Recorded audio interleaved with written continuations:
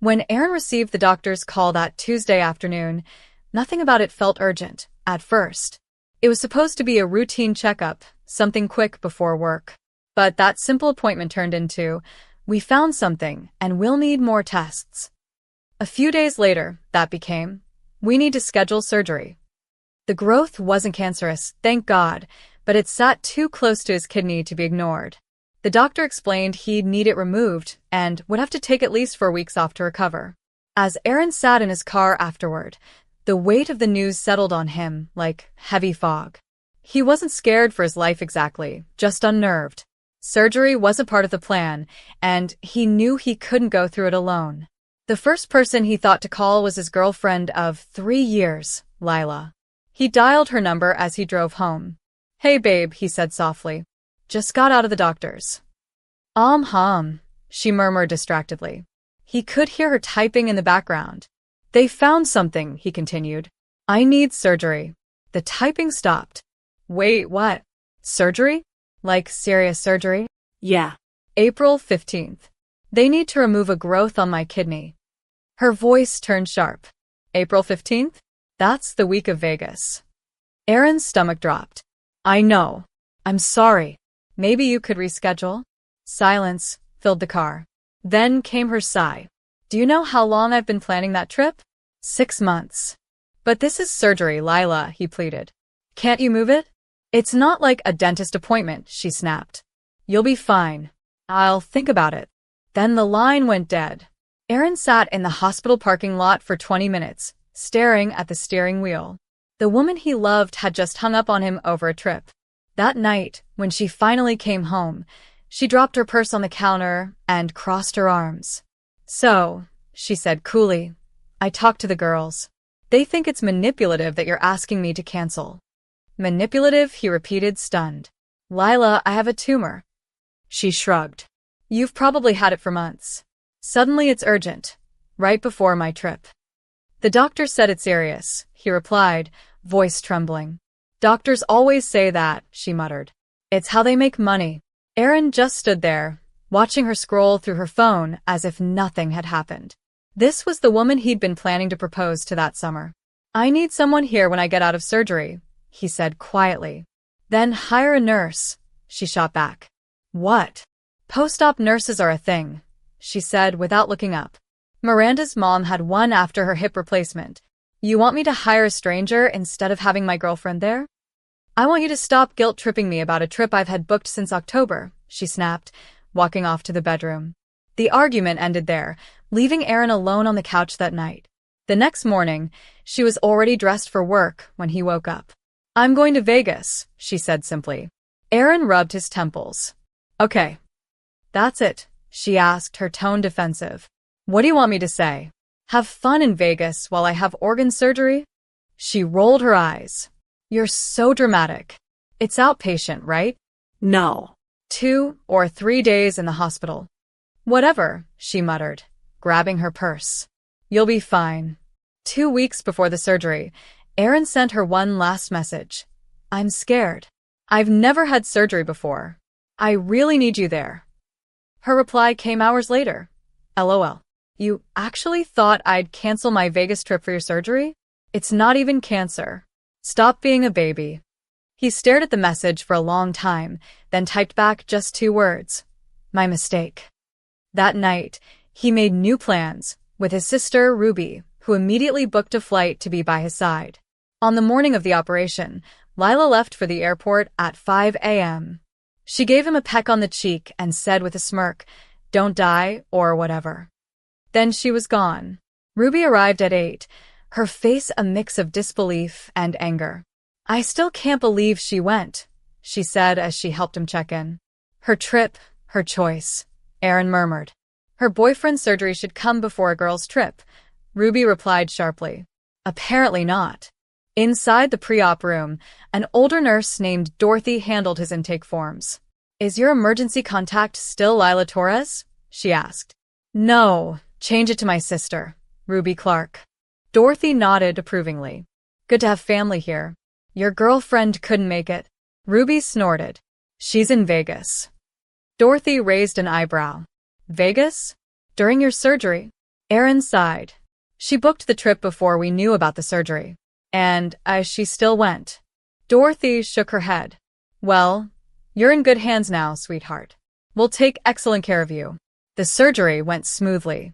When Erin woke up, the pain was dull but manageable, and Ruby was sitting by his bed with bad coffee and a comforting smile. You did great, she said, patting his hand. But just as he started to relax, his phone began buzzing nonstop. Lila, why aren't you answering? Hello? I know you're mad, but this is childish. Pick up your phone. Ruby scrolled through the messages. Want me to reply? Erin smiled faintly. Nah. Let her sweat. By 8 p.m., the hospital phone at the nurse's station rang. Dorothy walked into the room, a knowing smile on her face. Mr. Clark, there's a Lila Torres calling from Las Vegas. Says she's your girlfriend and demands to speak with you. Erin closed his eyes and muttered, I'm sleeping. Dorothy chuckled.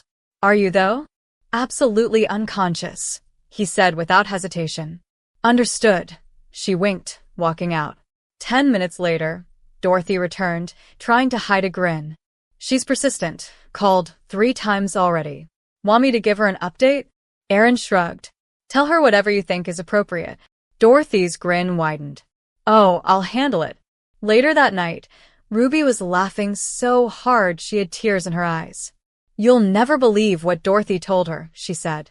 Apparently, you're unconscious and unresponsive. Erin's eyes widened.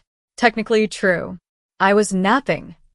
She also said the surgery had complications and that only immediate family can get updates, Ruby said between laughs. Erin groaned. She didn't. She did. And now Lila's blowing up your phone. Look at this. What do you mean complications? Why is Ruby there and not me? Ruby shook her head, still giggling.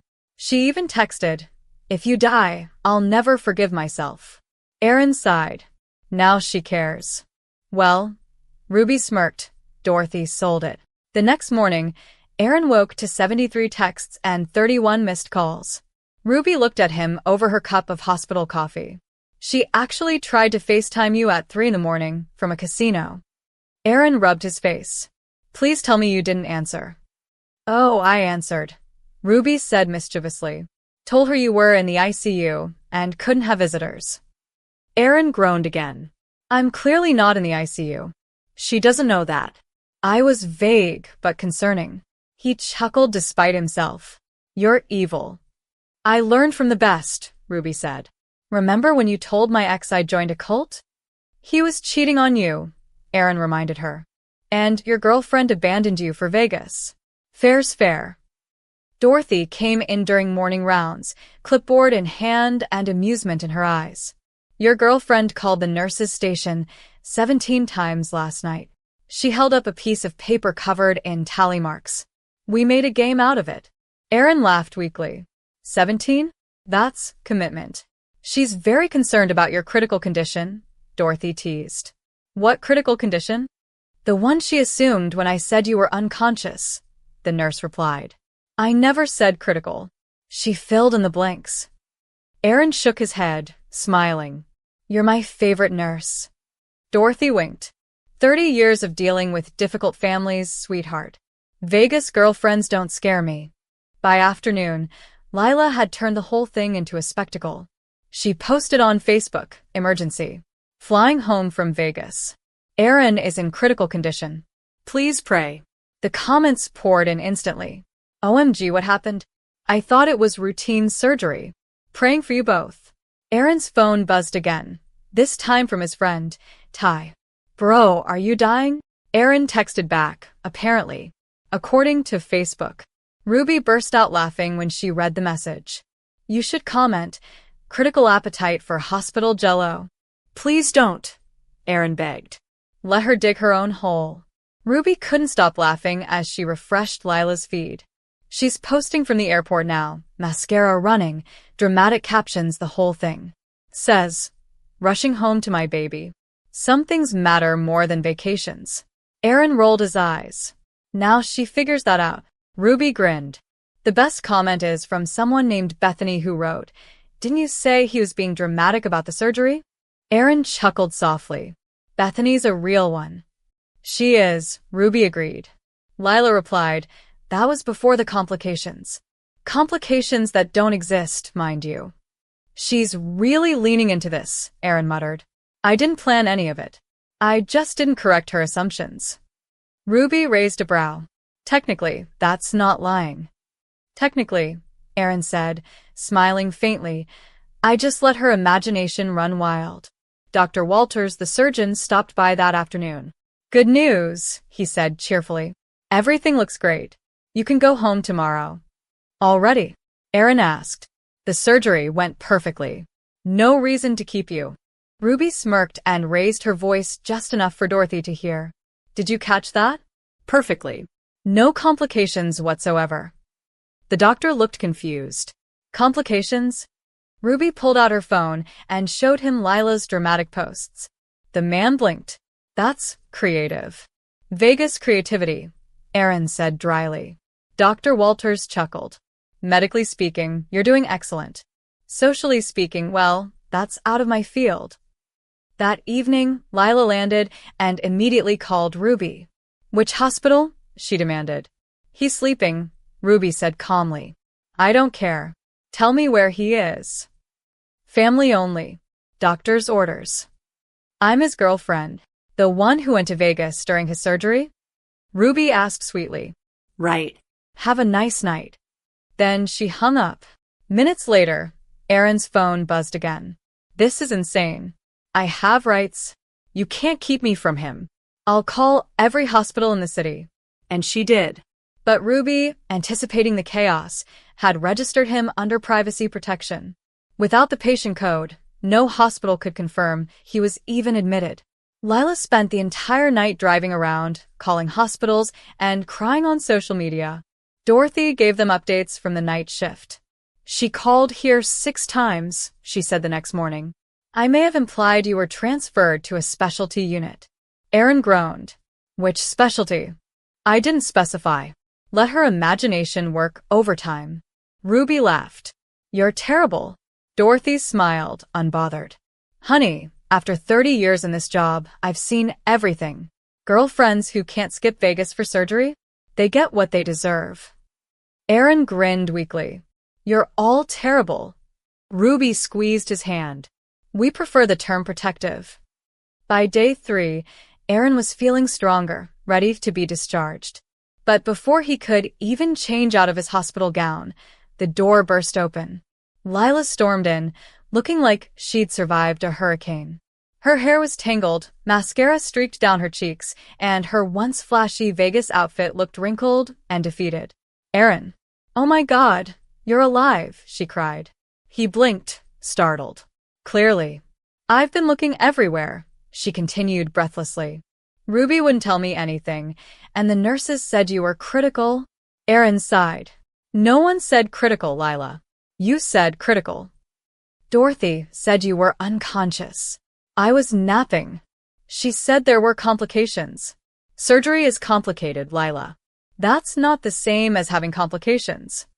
Lila stared between him and Ruby, realizing slowly that the entire dramatic scene she'd built up in her head was just that, a story she wrote herself. You let me think you were dying, she accused, voice trembling. Aaron met her eyes calmly. I let you think whatever you wanted to think, just like you thought Vegas was more important than my surgery. That's different, she snapped. How? He asked softly. I didn't know it was serious. All surgery is serious. Ruby chimed in, arms crossed. You're lucky, he's even letting you talk to him right now. Lila looked at her, flustered. You don't understand. Ruby raised an eyebrow. Oh, I understand perfectly. You just don't like how this looks. I was worried sick, Lila said, dropping into the visitor's chair. Were you? Aaron asked quietly. Or were you worried about what people would think after you posted that dramatic prayer request? That's not fair, she said quickly. I came back early. 2 days early, Ruby noted dryly. After the Facebook backlash. Who's Bethany? Lila asked suddenly. Aaron smirked. Your Facebook friend. The one who reminded everyone you said I was dramatic. Lila's face turned crimson. I was venting. Yeah, Ruby said.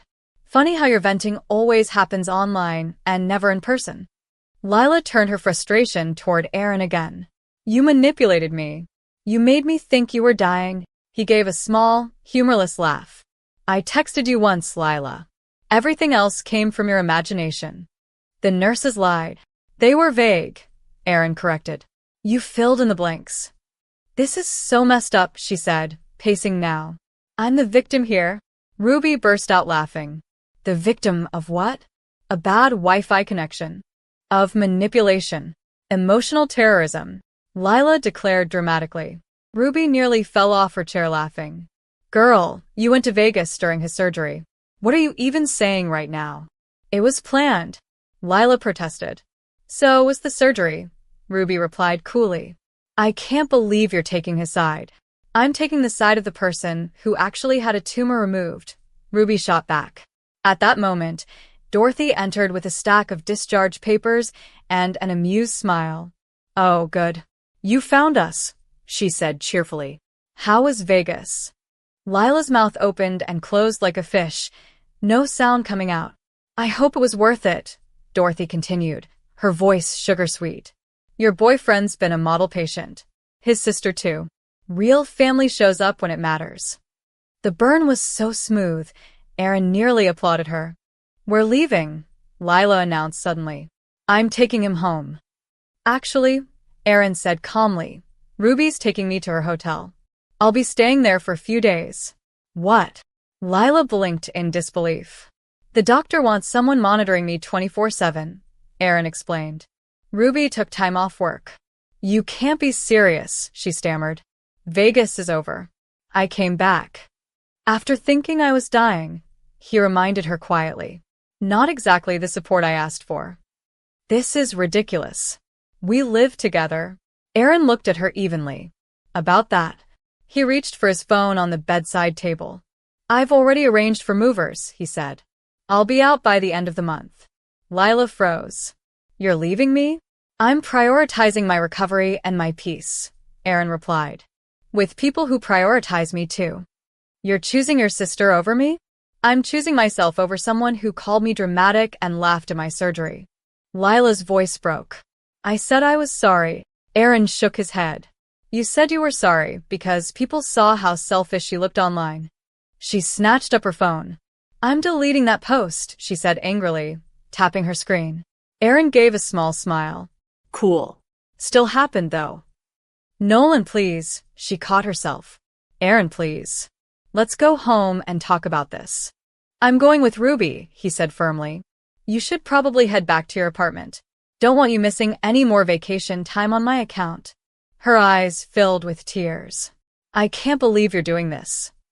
I can't believe you went to Vegas, he said quietly. That was the last thing he said before she turned and stormed out of the room. Not 20 minutes later, Lila posted again, this time trying to rewrite the story. Some people can't handle strong, independent women who have their own lives. Grateful Aaron's okay, but shocked by the manipulation. Need my girls more than ever.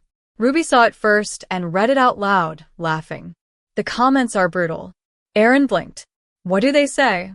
Ruby grinned. Girl, you went to Vegas during his surgery. Independent is not the same as selfish. Maybe he manipulated you because you abandoned him. She deleted it within an hour. Aaron sighed in relief. Good. I've had enough drama for one lifetime. Ruby smirked. Don't worry. I screenshotted it for the scrapbook. Back at Ruby's hotel that evening, Aaron finally let himself breathe.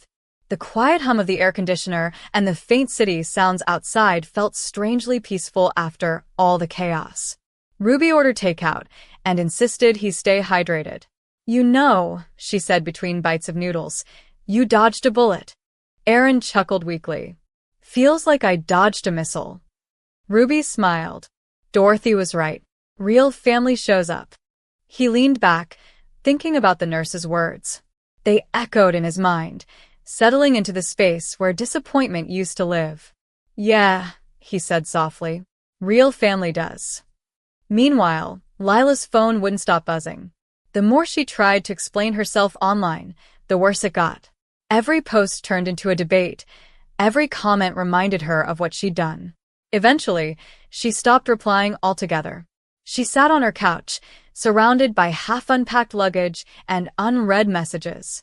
For the first time, she felt the emptiness of the apartment she'd once shared with Aaron. The silence was deafening. She scrolled through old photos, birthdays, road trips, lazy Sundays, and realized how far she'd fallen from the person she pretended to be. A week passed, and Aaron began to regain his strength. Ruby's friends dropped by with soup, cards, and terrible hospital jokes that made him laugh anyway. Dorothy even called to check on him. "You healing, sweetheart?" she asked over the phone. "Getting there," Aaron said warmly. "Good. Remember to drink plenty of water and avoid Vegas girlfriends for the rest of your life." He laughed. "Yes, ma'am. Lesson learned." "Take care of that kidney," she added before hanging up. Her voice carried the kind of maternal care that didn't need grand gestures. It just felt genuine. 2 weeks later, Aaron went back to his apartment for the first time. The movers had finished clearing out his things, leaving only a faint trace of what used to be. On the kitchen counter sat a note in Lila's handwriting. "I didn't mean to hurt you. I just wanted to live a little. I didn't realize living meant losing you." He read it twice, folded it neatly, and tossed it into a drawer he'd never open again. There was no anger left, just quiet acceptance. Some endings, he realized, didn't need closure. They just needed peace. Ruby drove him to his post-surgery checkup the next morning. Dr. Walters greeted him with a smile. "You're healing beautifully," he said. "Kidney looks perfect. No signs of complications." "Music to my ears," Aaron replied. Dr. Walters chuckled. "So, how's life after the great Vegas drama?" Aaron smiled faintly. "Calmer, quieter, and better for my blood pressure." "Good," the doctor said, patting his shoulder. "Stay that way. Avoid stress and drama for a few months." "Don't worry," Aaron said. "I think I've had enough drama to last me a decade." Outside the clinic, Ruby nudged him playfully. "You should frame Dorothy's tally sheet." Aaron grinned. 17 calls in one night. "Yeah, that deserves a frame." They laughed, and for the first time in weeks, it felt genuine. No bitterness, no sarcasm, just relief. Ruby linked her arm with his as they walked to the car. "You know," she said, "when Mom used to tell us that storms show people's true colors, I didn't think she meant Vegas-sized storms." Aaron smiled. Turns out she was right. Some people bring you peace, others bring you lessons. That night, Aaron sat by the hotel window, watching the city lights flicker in the distance. He thought about how quickly things had changed, the hospital beeps, the betrayal, the twisted social media circus, and how, somehow, he'd come out of it lighter. Not just because the tumor was gone, but because something heavier had been removed too, the illusion that love could survive without empathy. He wasn't angry at Lila anymore. Pity, maybe, but no anger. Just a calm, steady resolve to move forward. Ruby came out of the bathroom, brushing her hair. "You okay?" "Yeah," he said, looking up. "Actually, I am." She smiled. "You deserve someone who doesn't need a public opinion to decide if they care." Aaron chuckled. "I'll settle for someone who doesn't call me dramatic for having surgery." Ruby grinned. Low bar, but fair. They both laughed until tears formed in their eyes. For once, it wasn't a laugh of exhaustion or disbelief. It was healing laughter, the kind that meant the worst was behind them. The next morning, Aaron made a quiet decision. He'd move to a smaller apartment closer to work, focus on his health, and maybe even take a solo trip someday, just to see what peace looked like when it wasn't shared with someone who took it for granted. Before leaving the hotel, he handed Ruby an envelope. Inside was a note that read, "Thank you for showing up when it mattered." Ruby smiled, hugging him tightly. "Always, little brother," she said. For the first time in a long while, Aaron felt genuinely safe in the presence of love that didn't demand anything in return. A few weeks later, Aaron started going on slow morning walks. The air felt different now, cleaner, somehow lighter. He'd stop by a nearby cafe, order the same cup of black coffee, and sit by the window watching strangers rush through life. It amazed him how peaceful ordinary moments could be when they weren't filled with tension or waiting for an argument. Sometimes, he'd scroll through social media out of habit, but he never saw Lila's posts anymore. She had disappeared from his feed like a storm cloud finally drifting away. One morning, while sipping his coffee, Aaron received a message from an unknown number.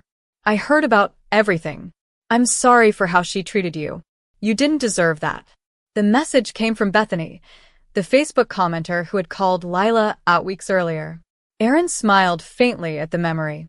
He replied simply, "Thanks. I'm good now." It wasn't the start of anything new, just a reminder that not everyone in the world was careless. Some people saw things clearly, even from afar. Back at Ruby's place, life slowly returned to normal. They developed small routines, movie nights, grocery runs, and Saturday pancakes that Ruby always burned but refused to admit. The laughter returned to their lives, unforced and genuine.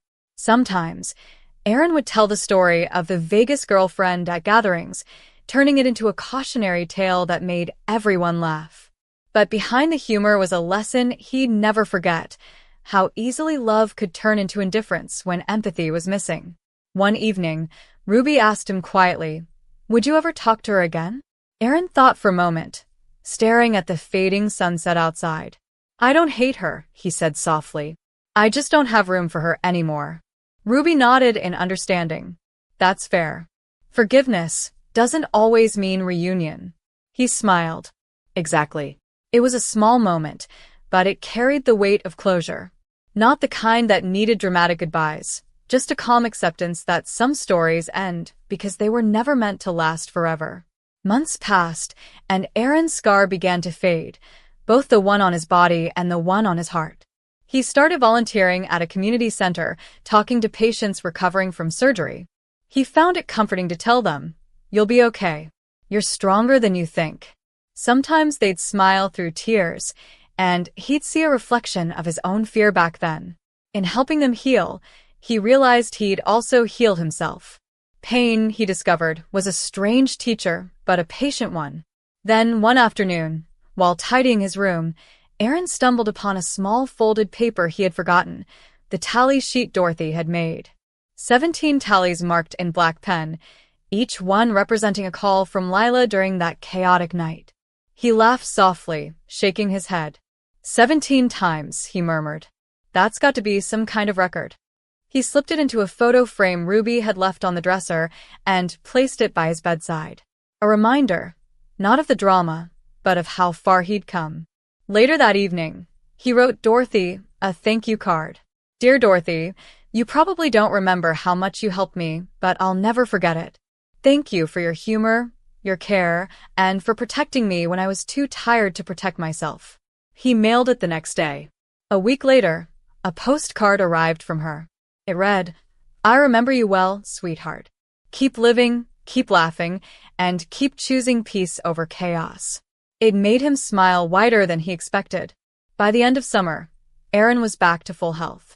One night, while sitting under the stars on Ruby's balcony, he said quietly, "You know what's funny? I used to think losing someone meant losing everything. But I lost her and found peace. Turns out peace is what I was missing all along." Ruby smiled, handing him a cup of tea. "Peace looks good on you," she said. He chuckled. "Feels good too." The night breeze carried away the last remnants of the past, leaving only stillness. And that's how Aaron's story ended, not with revenge or regret, but with freedom. The girl who couldn't skip Vegas had become just another lesson, while the nurse, the sister, and the quiet moments became the foundation of something better. His scar wasn't a reminder of pain anymore, it was proof of survival. Whenever he looked at it, he'd smile and whisper to himself, "Better than fine." Because he truly was. Please like, comment, and do not forget to subscribe.